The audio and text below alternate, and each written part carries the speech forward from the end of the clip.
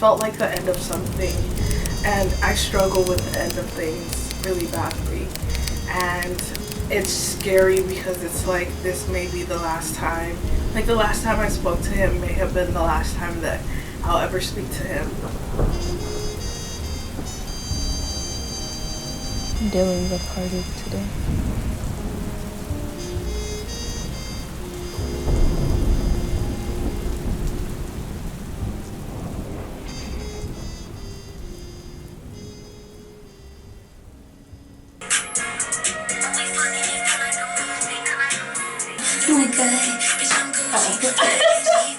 I thought she said doing bad. That says a lot about the mental state that I am in right now. Life is lifing, guys. How are you? How are you? I just finished filming a video. I'm about to deactivate my Instagram because I just found out that my ex blocked me, and I am tempted to be one of those girls that, you know, they send $1 on Cash App and they're like, hey, please unblock me. So I'm not gonna do that. And if I keep Instagram, I will do that because truthfully, the self-control is lacking a little bit. It's lacking just a bit. So I'm gonna deactivate. I don't want to you know, he set up a boundary. I feel like blocking somebody, especially with us, that's a loud boundary. We've not, in the 7 years that we've known each other, we've been on and off, we have never blocked each other. So him blocking, that's very loud. And, you know, I cried about it and I will cry about it more. However, I don't want to reach out on different, you know, because he didn't block me on Instagram or anything. I don't want to reach out on different platforms and just be like, oh, why did you block me? Or like, you know, because he did it for a reason and I respect that reason. I don't know what the reason is, but I respect that. And so I don't want to reach out, and the only way to control myself, unfortunately, is not super unfortunately, I don't really fuck with Instagram. I feel like I've said that, but so we're gonna deactivate. Dear diary, I don't have anything profound to say, but I loved him dearly, and it was a love that made me feel like I'd met him before. I don't mean that I bumped into him randomly on the street in my 20s and we exchanged longing looks and went about our day regretting not saying hi, or that I knew him in an alternate universe where we were married and had kids in a farm. I just mean that it felt like we knew each other when I was 2 and he was 3, and we played with childlike innocence, never fully understanding how deeply connected our future would be. I feel like I've known him forever, and now I have to live with the pain of feeling like I know someone so deeply and just never speaking to them again. Anyway, I hope the version of us that are still children are still playing and innocently embracing one another. I love you. Goodbye. Even people that haven't broken up, because people either seem to have broken up or it's still going all right, and they say yes, the first year it's great fun and everything, and then after that, well, it grows into something else, and I don't want it to grow into something else. I want it like it is now, and I don't want it to change. I mean, even just a tiny bit. I don't want anything less than what it is now. Last video I was saying like I missed him, and this video I guess I'm saying he blocked me. That's crazy. How the cookie crumbles, I guess. The cookie is gone. There ain't shit to eat. Damn. The cookie is crumbled. Understand? Like, that's what a business was.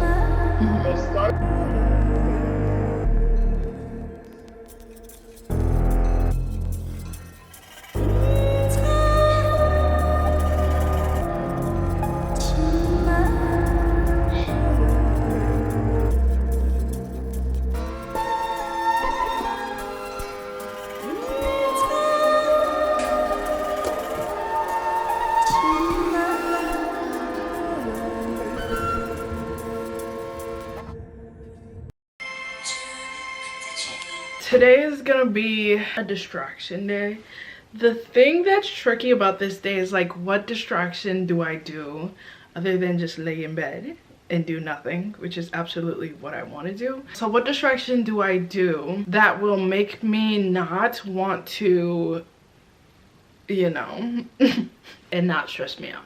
I'm not touching the printer. The printer has been, y'all, I bought a printer. That shit has been stressing me. And I feel like today, if I undergo that type of stress, I definitely will have a mental breakdown. You know, there's just something a little heinous about being blocked.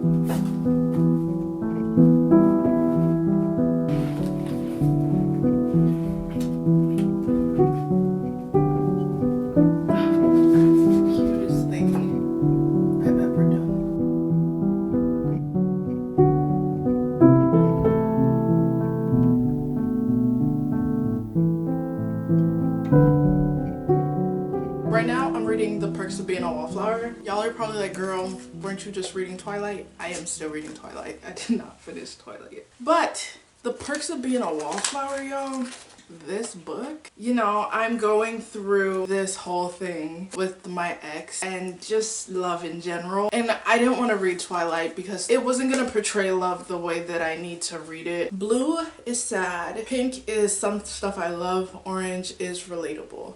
It was between this and Frankenstein, and I was really thinking about reading Frankenstein because I think that Frankenstein is just a story that I've always been drawn to. Something to want love and to constantly be denied it.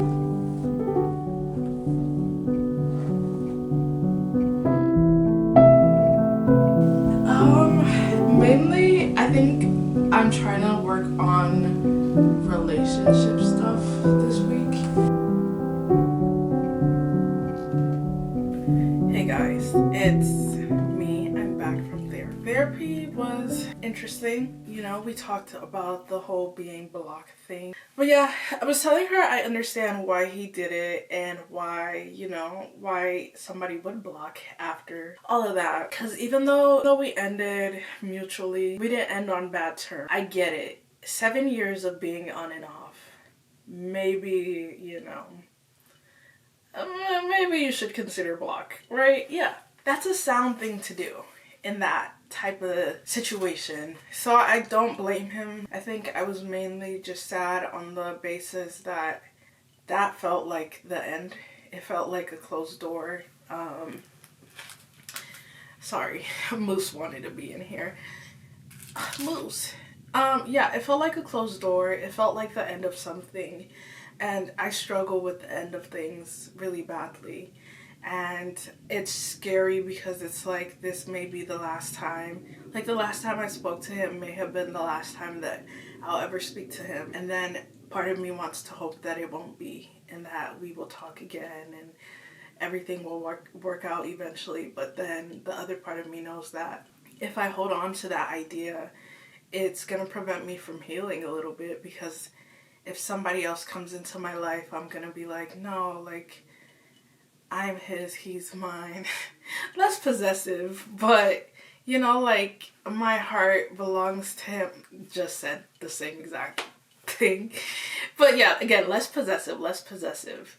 And it just sucks because it's like, I love that man, y'all. I love him. My sister's calling me. I said, hold on. I'm in therapy. Because I am. This is therapy, guys.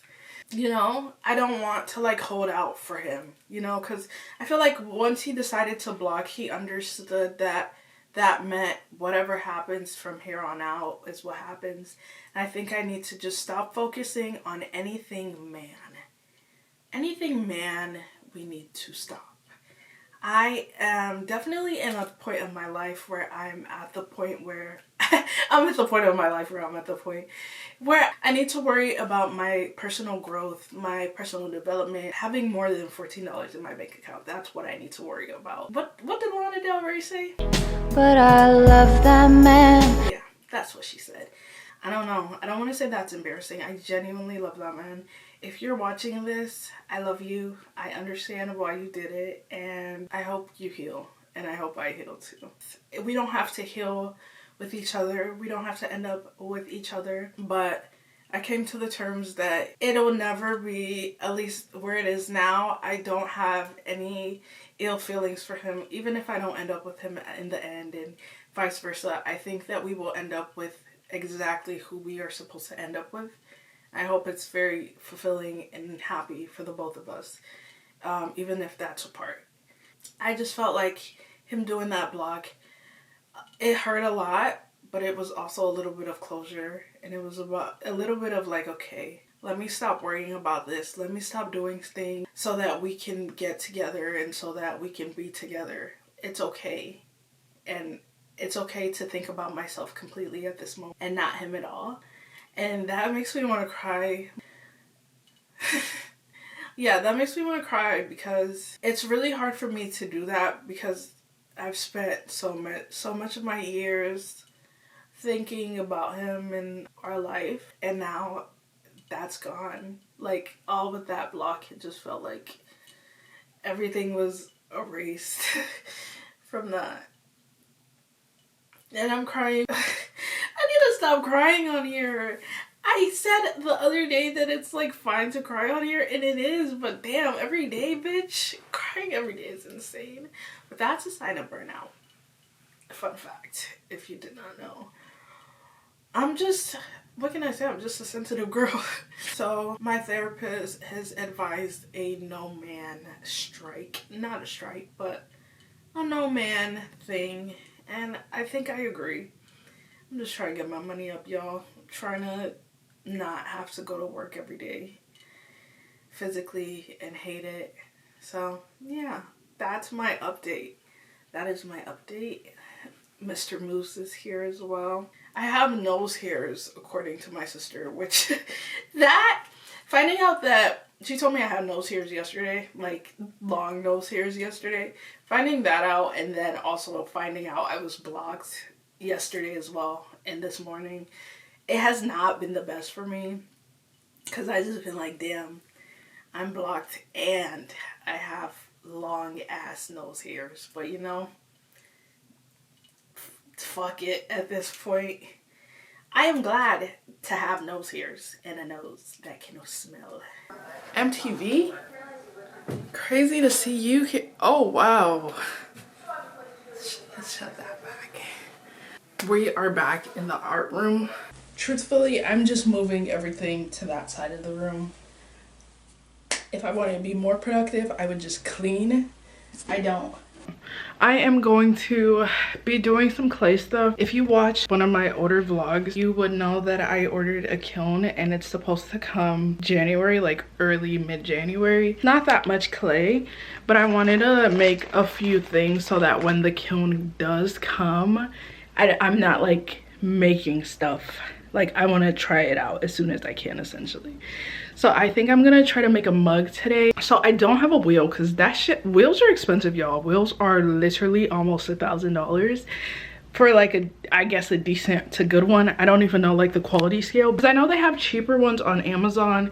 However, I'm not even pressed, so I just feel like I'd mess up the room and I don't want to do it in my garage. I have my cranberry juice with me. It's not wine. I'm at that level of adult where wine just hasn't started tasting good to me yet. And if I drink, I want to feel something completely. Like, I don't want it to be like a buzz. I want to be not on my ass, but I want to feel it. Minor issue, minor dilemma. I was supposed to buy some wood because apparently when you work with clay, in order to not get it to continually stick onto the table, you're supposed to use like a wooden board. I don't have one, however. I have only things that I've painted on. That is this painting that I made a long time ago. This painting, I actually made like a video thing. Bad, like in terms of execution, I think it could have been a lot better, but it was earlier and honestly it was selected to be exhibited, so I must have made something up. I think I'm gonna work with the wood on the back of this, but I kind of like this piece, So I don't like, I like this piece just because it was a clear stage that I was in freshman year of college, just really going through the fact that everybody thought I was really a nonchalant person when really I gave so much fucks. Like, I cared a lot. But I just came off as very nonchalant, and it was just like a moment of where like I felt isolated because I was just struggling, just struggling to make connections in college. And so that's what this piece is talking about. It's just how essentially like at some point the colder side, I actually don't know what the fuck this piece is about. Like, I know that it does have to deal with the isolation and in college and being dealt with, like being considered nonchalant, but I'm pretty sure this colder one is consuming her, and as much as she does want to socialize, she's starting to get comfortable inside of that isolation where it feels normal, it feels good, it feels comfortable. And so that's why the colder version is holding on to her. Do they have nipples on their face? They sure do. Why, Kofo, do they have nipples on their face? I quite don't know. I like nipples, I guess. I found wood. Minor issue, maybe major. Hopefully not major.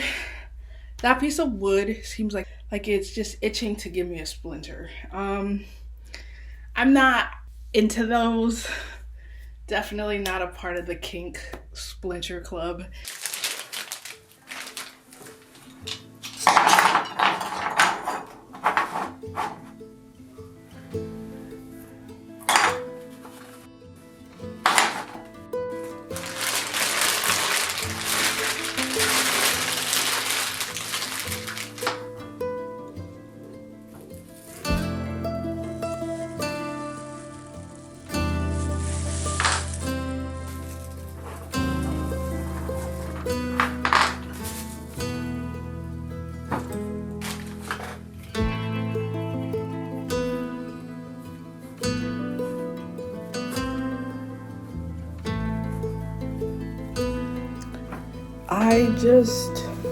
I just been sculpting and listening to Adele and allowing myself to be sad. And you know, pottery is so cool because I feel like in that moment, since that's what I was thinking about, like the whole breakup and relationships and all of that, I feel like I really put the feeling into the shape of what I created, and that's so cool. I guess to see pain or your thoughts manifested physically, and that's what I feel like I did. So let me show you what it looks like.